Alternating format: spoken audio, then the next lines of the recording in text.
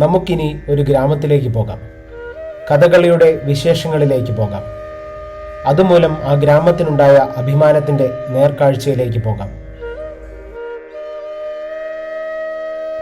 നൂറ്റാണ്ടുകൾക്കപ്പുറം കളിവിളക്ക് തെളിഞ്ഞ മലയാളക്കരയിലെ ഒരു കൊച്ചു ഗ്രാമത്തിന്റെ പേരിനൊപ്പം കഥകളിയെ കൂടി ചേർക്കുകയാണ് കാലം.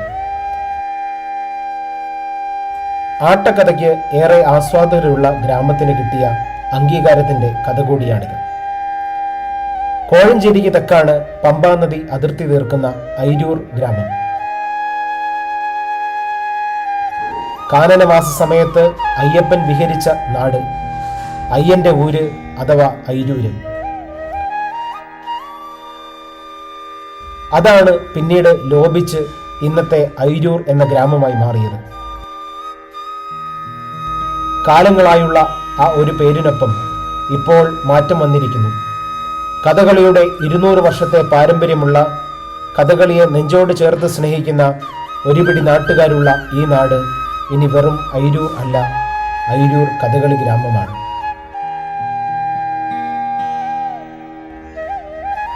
കഥകളിയുടെ നാടിന് ലഭിച്ച ദേശീയ അംഗീകാരമാണ് ഇത്.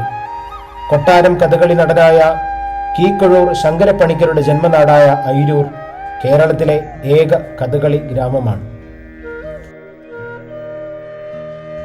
ഒരു സംസ്കാരത്തിന്റെ പേരിൽ ഒരു നാട് അറിയപ്പെടുക, അതും കഥകളിയുടെ പേരിലാവുമ്പോൾ അത് കേരളത്തെ സംബന്ധിച്ച്, മലയാളികളെ സംബന്ധിച്ച് ഏറെ അഭിമാനം നൽകുന്നതാണ്. 2010 ശ്രീജ വിമൽ അധ്യക്ഷയായിരുന്ന പഞ്ചായത്ത് ഭരണസമിതിയാണ് പേരുമാറ്റത്തിനുള്ള നടപടികൾ തുടങ്ങിയത്. കഥകളി ഗ്രാമമായി അന്ന് പഞ്ചായത്ത് നാടിനെ പ്രഖ്യാപിച്ചു. പിന്നാലെ സംസ്ഥാന കേന്ദ്ര സർക്കാരുകളുടെ അംഗീകാരത്തിനായി അപേക്ഷ സമർപ്പിച്ചു. വർഷങ്ങളോളം നീണ്ട അധ്വാനത്തിന്റെ ഫലമായാണ് കഥകളിയുടെ നാട് അയിരൂർ കഥകളി ഗ്രാമമായി മാറിയത്.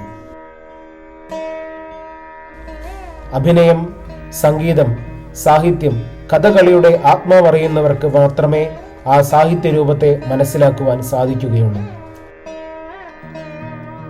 അയിരൂരിന്റെ കഥകളിയോട് ചേർത്ത് നിർത്തിയതിൽ കഥകളി ക്ലബ്ബ് വഹിക്കുന്ന പങ്ക് നിർണായകമാണ്. കഥകളിയുടെ ചരിത്രവും നാടിന്റെ പാരമ്പര്യവും ഉയർത്തിപ്പിടിക്കുവാൻ വേണ്ടി 1995 കഥകളി ക്ലബ്ബ് പ്രവർത്തനം ആരംഭിച്ചത്. 2006 മുതൽ പമ്പാ തീരത്ത് കഥകളി ഉത്സവം നടത്തി ക്ലബ്ബ് കഥകളിയെ ജനങ്ങളുടെ മനസ്സിൽ പതിപ്പിച്ചു. പുതിയ തലമുറയ്ക്കായി കഥകളി മാത്രമല്ല, നൃത്തവും ചെണ്ട പരിശീലനവുമെല്ലാം കഥകളി ക്ലബിന്റെ നേതൃത്വത്തിൽ നടക്കുന്നുണ്ട്. കലയെ സ്നേഹിക്കുന്ന നാടിനെ കലയുടെ ഒരു ഹബ്ബാക്കി മാറ്റിയെടുക്കാനാണ് സംസ്ഥാന സർക്കാരും ലക്ഷ്യമിടുന്നത്. കഥകളി മ്യൂസിയം പോലെയുള്ള പദ്ധതികളിലൂടെ അയിരൂർ കഥകളി ഗ്രാമത്തെ തെക്കൻ കലാമണ്ഡലമായി മാറ്റിയെടുക്കാനുള്ള തയ്യാറെടുപ്പുകൾ തുടങ്ങിക്കഴിഞ്ഞു.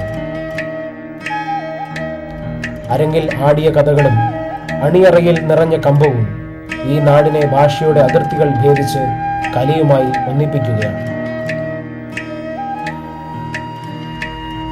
ഇനി മുതൽ അയിരൂർ മലയാളത്തിന്റെ മാത്രമല്ല, കേരളത്തിന്റെ ആകെ കഥകളി ഗ്രാമമാണ്. ഒരു കലാരൂപത്തിനൊപ്പം ഒരു നാടിന്റെ പേര് ചേരുന്നത് രാജ്യത്ത് തന്നെ ആദ്യമായിട്ടാണ്.